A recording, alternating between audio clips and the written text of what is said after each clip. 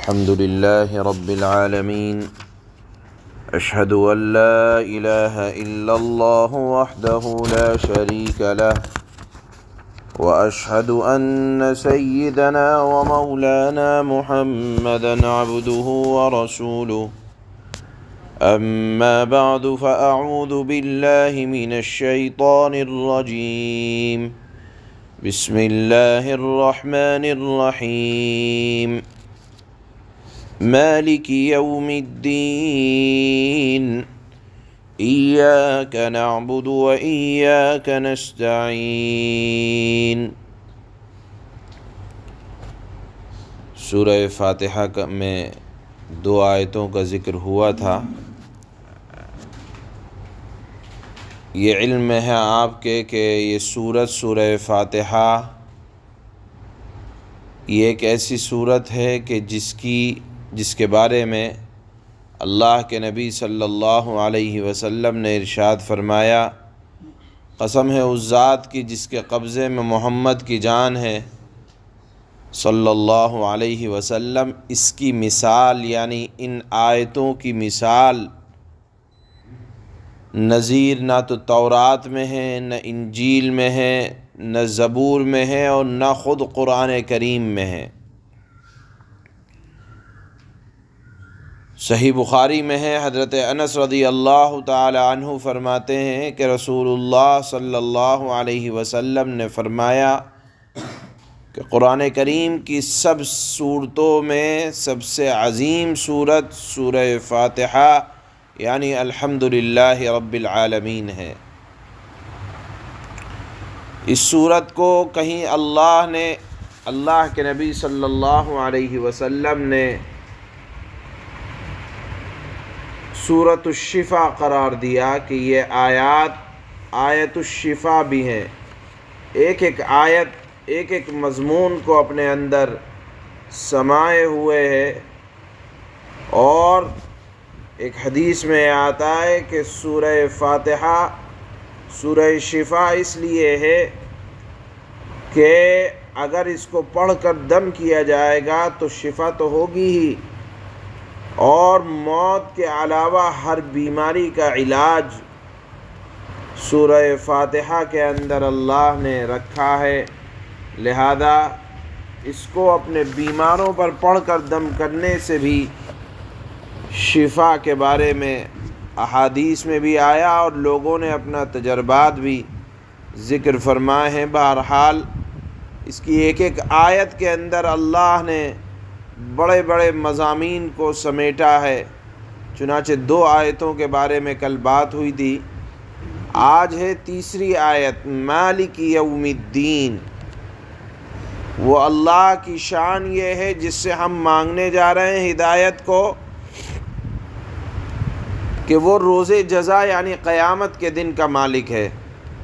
ہم سب کے ذہن میں بات آئے گی کہ مالک تو اللہ آج بھی ہیں، اور اللہ نے پھر یہ کیوں کہا قیامت کے دن کو خاص کر کے کہ اللہ قیامت کے دن کے مالک ہیں؟ مالک تو در حقیقت اللہ ہی ہیں آج بھی۔ ذہن میں سوال ہوتا ہے تو تخصیص کیوں کی؟ قیامت کے دن کے بارے میں ہی کیوں کہا کہ اللہ قیامت کے دن کے مالک ہیں؟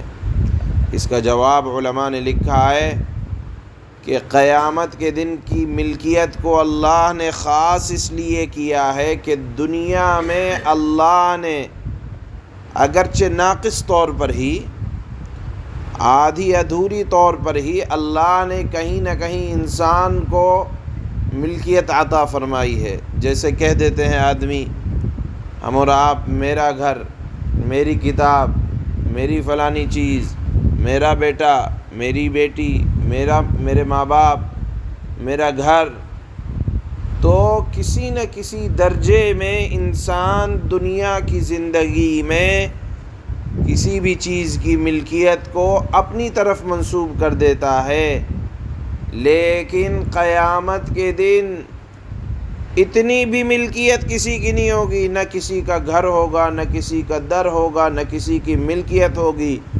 اس دن ہر چیز کی بادشاہت اللہ کے لیے ثابت ہوگی۔ اللہ پوچھیں گے لمن الملک اليوم، آج بادشاہت کس کے لیے ہے؟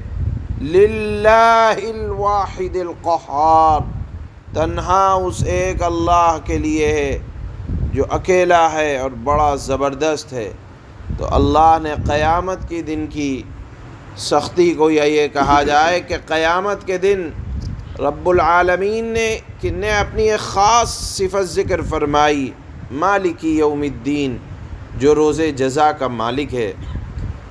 اس آیت کے اندر علماء نے لکھا ہے کہ ایک اشارہ یہ بھی ملتا ہے کہ اللہ اگر کسی گنہگار کو اس کے گناہوں کے باوجود معاف کر دے تو کوئی اعتراض کرنے والا نہیں ہے کہ اللہ اس نے اتنے بڑے بڑے گناہ کیے تھے، اس کے اعمال ایسے تھے، اور آج آپ نے جنت کے ایسے حصے پر آپ نے اس کو پہنچا دیا۔ اللہ نے فرمایا مالک یوم الدین، مالک سے کوئی سوال نہیں کر سکتا، پوچھ نہیں سکتا کہ فلانے کے ساتھ کیا معاملہ کیا، فلانے کے ساتھ کیا معاملہ کیا۔ جو مالک ہوتا ہے اس کو اپنی ملکیت میں مکمل اختیار ہوتا ہے۔ اسی طرح کسی گناہ کی وجہ سے، کوئی بڑا عابد تھا، زاہد تھا، لیکن کسی گناہ کی وجہ سے پکڑ ہو گئی اور اس کے لیے عذاب مقدر بن گیا، تو کوئی یہ نہیں کہہ سکتا کہ اللہ فلانا آدمی تو ایسا تھا، ساری زندگی عبادت کی۔ تو اللہ فرمائیں گے مالک یوم الدین، وہ مالک ہے، مالک کو اختیار ہوتا ہے، جس کو چاہے نواز دے اور جس سے چاہے اختیارات کو لے لے، مالکوں سے سوال نہیں کیا جاتا۔ اور یہ قیامت کے دن کی ملکیت کو اللہ نے خاص طور پر اسی لیے ذکر فرمایا ہے۔ اس کے بعد اللہ نے فرمایا ایاک نعبد و ایاک نستعین۔ اس آیت میں بھی دو جملے ہیں، ایک جملہ ہے ایاک نعبد، ایاک نعبد، ہم تیری ہی عبادت کرتے ہیں، یعنی عبادت میں ہم اے اللہ آپ کے ساتھ کسی کو شریک نہیں ٹھہراتے۔ عبادت کہا جاتا ہے انتہائی کسی کی تعظیم کے لیے اپنے آپ کو عاجزی کے ساتھ پیش کر دینا، یہ تو عبادت کا لفظی ترجمہ ہوتا ہے۔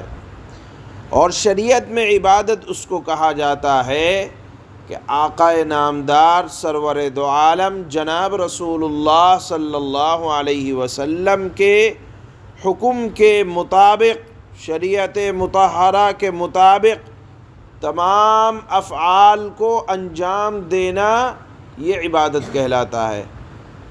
یہ بات ہم نے اس لیے کہی کہ آپ مثال کے طور پر کہیں کہ ہم نماز تو پڑھیں گے لیکن اس طریقے پر نہیں پڑھیں گے جس طریقے پر شریعت میں آئی ہے، من مانی نماز پڑھیں گے۔ مثال کے طور پر آپ کہیں ہم تو نماز اس وقت پڑھیں گے جس وقت سورج نکلتا ہے، تو وہ نماز نہیں ہے، بلکہ اس کو یہ کہا جائے گا کہ تم نے اپنی من کی نماز پڑھی ہے، جناب رسول اللہ صلی اللہ علیہ وسلم کے بتلائے ہوئے حکم کے مطابق نہیں پڑھی، لہذا عبادت کہا جاتا ہے شریعت کی اصطلاح میں کہ جناب رسول اللہ صلی اللہ علیہ وسلم اور اللہ کے بتائے ہوئے قانون کے مطابق عبادت کرنا، یہ عبادت ہے، من مرضی نہیں چلے گی۔ اور دوسرا جملہ ہے وَإِيَّاكَ نَسْتَعِينُ، اور اے اللہ ہم تجھ ہی سے مدد چاہتے ہیں، تیرے سوا کسی سے ہم مدد نہیں چاہتے۔ گویا کہ اپنی عاجزی کا اظہار کہ اے اللہ ہماری کوئی حیثیت نہیں ہے، ہم کچھ نہیں کر سکتے، ہم محتاج ہیں ہر چیز میں، اے اللہ آپ کی ذات کے، گویا کہ پالنہار بھی تو ہی ہے، مالک بھی تو ہی ہے، خالق بھی تو ہی ہے، اور اس کے بعد دنیا کی زندگی میں جینے کے اختیارات بھی اے اللہ ہم تجھ سے ہی مانگتے ہیں۔ اس کے بعد فرمایا اہدنا الصراط المستقیم۔ جب اللہ کی تعریف ہو گئی، اللہ کے صفات کا استحضار ہو گیا، تو اب مانگو کیا مانگتے ہو۔ یہ دعا کے آداب میں سے ہے کہ پہلے اللہ کی تعریف کی جائے، اس کی صفات کا اقرار کیا جائے اور اس کے بعد مانگا جائے۔ مانگا کیا جائے؟ اہدنا الصراط المستقیم، کہ اے اللہ ہم کو سیدھا راستہ بتلا دیجئے۔ سیدھا راستہ کیا ہے؟ اب وہ پورے سیدھے راستے کی تفصیل اللہ نے سورہ بقرہ سے لے کر سورہ والناس تک کی ہے، لہذا جس کو قرآن کریم پڑھنے کی سعادت مل جائے، قرآن کریم کی محفلوں میں بیٹھنے کی سعادت مل جائے، قرآن کریم پر عمل کرنے کی سعادت مل جائے، تو سمجھ لیں کہ وہی سیدھا راستہ ہے، کیونکہ اسی سیدھے راستے کو اللہ نے ذالک الکتاب لا ریب فیہ سے اخیر تک میں بیان کیا ہے۔ چنانچہ اللہ فرماتے ہیں مالک یوم الدین، اللہ کی شان یہ ہے جو مالک ہے قیامت کے دن کا۔ ایاک نعبد و ایاک نستعین، اے اللہ ہم آپ ہی کی عبادت کرتے ہیں اور ہم تجھ سے ہی مدد طلب کرتے ہیں۔ اہدنا الصراط المستقیم، اے اللہ ہمیں سیدھا راستہ دکھلا دیجئے، ہمیں سیدھا راستہ بتلا دیجئے۔ سبحان اللہ۔